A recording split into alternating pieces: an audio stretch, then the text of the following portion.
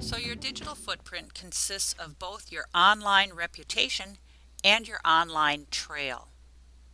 But why is it important? 85% of adults say it is very important to control who has access to their personal information for both privacy and security reasons. 1 in 10 internet users have a job that requires them to self-promote or market themselves online, and this number is increasing. 1 in 5 working adults in the United States say their employer has policies or guidelines about self-presentation online. And 75% of job recruiters are required to do online research of candidates, and 70% have rejected candidates because of what they found online. So how is your footprint built? Actually, it consists of 2 parts, your active and your passive footprint. The active digital footprint is personal data made available online through deliberate posting or sharing of information by the user.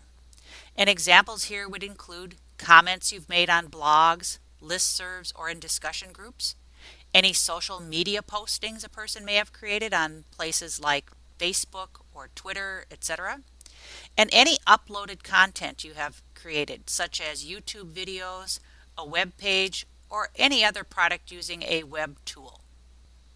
The passive digital footprint is personal data made accessible online with no deliberate intervention from an individual. Examples include things like public records, home sales, court records, professional licenses, etc., that are all stored online. Also, the data collected by government and corporate databases. For example, Amazon collects information when you set up an account. When you set up a Facebook account, you agreed to let them gather and sell some information. Traffic cameras gather information. Security cameras gather information. All of this is uploaded to someplace online. So let's take a moment and explore a little further this passive digital footprint. We're going to look at just a part of an interactive tool that will demonstrate how often you feed information about yourself to corporate and government databases. And as I said, we're just going to look at a few slides in this tool, but you can go back on your own and do the whole thing if you like.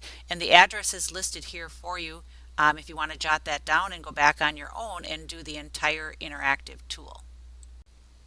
So let's take a look at a few examples of how you leave a digital trail every day. Let's say a person arrives at work early with some time to kill, so they decide to order a book from Amazon. Your information has been collected. Online shopping sites such as Amazon usually require you to create an account with them before you can purchase anything online. Once you do this, they can keep track of your viewing purchasing habits. They know what pages you have looked at, what previous purchases you have made, and what addresses you have shipped these purchases to. Your information is being gathered even if you don't buy anything. In addition, your computer may have monitoring software called spyware installed.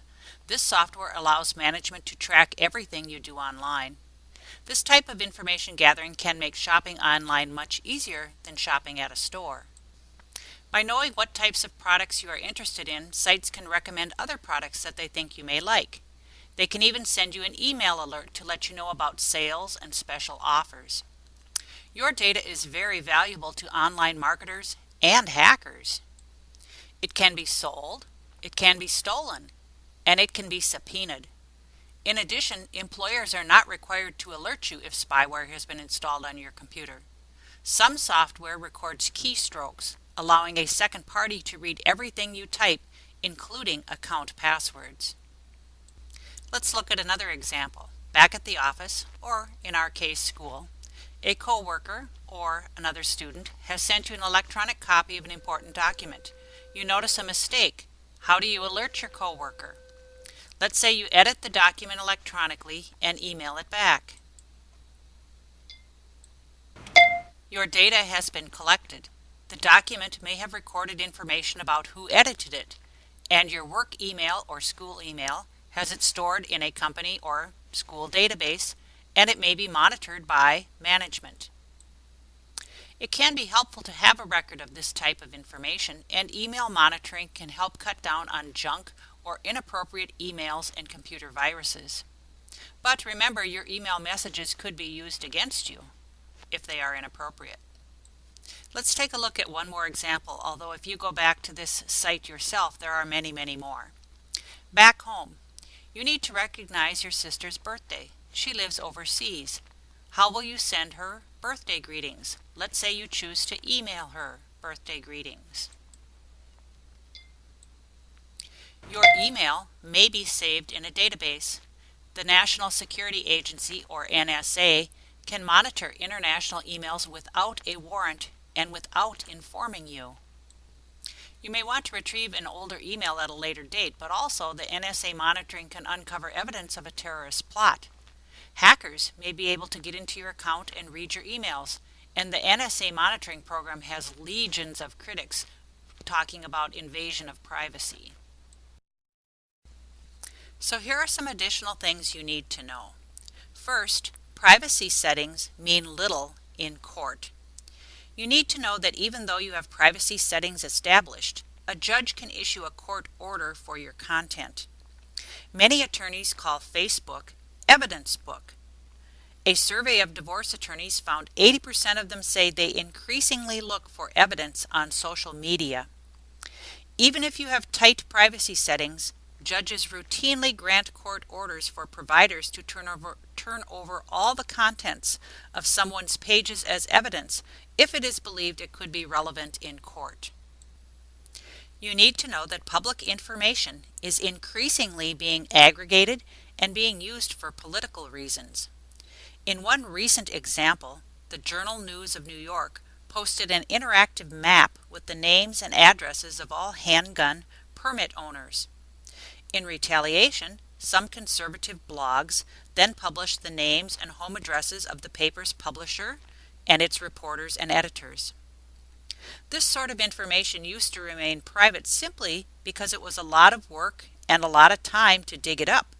But in the computer age, massive amounts of information can be accessed and also aggregated and analyzed in seconds.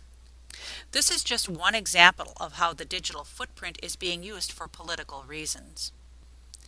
Data mining. You need to know that big corporations use your data to market to you. There is gold these days in data. There are millions, even billions of dollars to be made by mining electronic information sources about what people buy, where they travel, and what they read, eat, or drink, and then selling it to advertisers and businesses. You may have noticed that when you are on your computer, advertisements will pop up that are targeted toward the things you do. Recent news stories also described how airlines were quoting different prices to their customers who had set up online accounts based on the history of what the airlines predicted the individual was willing to pay. Finally, you need to know that it sticks around. You need to know that even when you take down information, it lives on somewhere, and perhaps for a very long time. The 5 most popular search engines archive a user's search terms, their computer address, and their web identifier for 18 months minimum. By law, the school district archives students' and employee use information for a minimum of 2 years. The Library of Congress in Washington, which houses millions of works produced by Americans, signed an agreement in 2010 with Twitter. It gives the library access to all public tweets dating back to the company's inception in 2006. Finally, remember that once you post or email something, others can copy and forward it. So even though you may delete something or take it down, it could very well live on as part of the content someone else has saved. So if you're not totally happy with your online reputation, here are some ways you can begin to unbuild a negative active footprint. First, begin by Googling your name to see what is out there. Most people do not go beyond the top page of results, so this works in your favor. Take down or update information you do not think portrays a positive image. While the data is still archived with the service provider, it makes it less readily available to someone who is looking. Next, ask others to remove information or photos that they have that do not portray positive images of you. Again, while the data is still archived with the service provider, it makes it less readily available to anyone who is looking. If the person refuses, investigate whether or not the material violates the terms of service of the site, and if so, ask them to take it down. You can find information about their terms of service on their homepage. Finally, update your privacy settings to limit who has access to your information.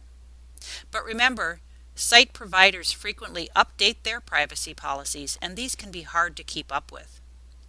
The less diligent you want to be about monitoring your privacy, the more important it is for you to know how to build a positive footprint in the first place, which is what we're going to look at next.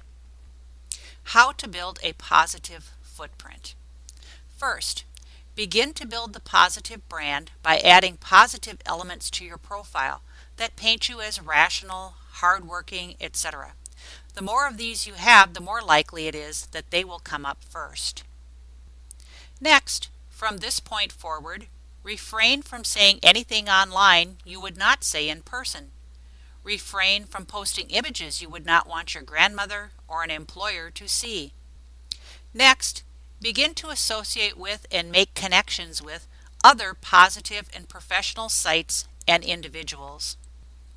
Finally, do not post embarrassing or negative information about others and expect that then they will react professionally towards you. And remember, even if you take down information, it may already have been forwarded or copied to others, and it is also archived by the service you posted to. So the best advice is not to post negative things in the first place.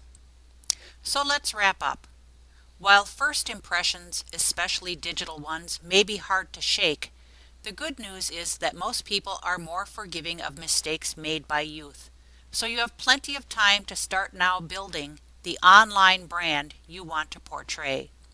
You can control your active digital footprint. Well, there may not be a lot you can do about your passive digital footprint and the fact that your information is being gathered and mined. Being aware of how it can be used and how marketers are targeting you will enable you to be a more cautious consumer and a more informed citizen regarding public policy and privacy issues. Have a great day, ASIO.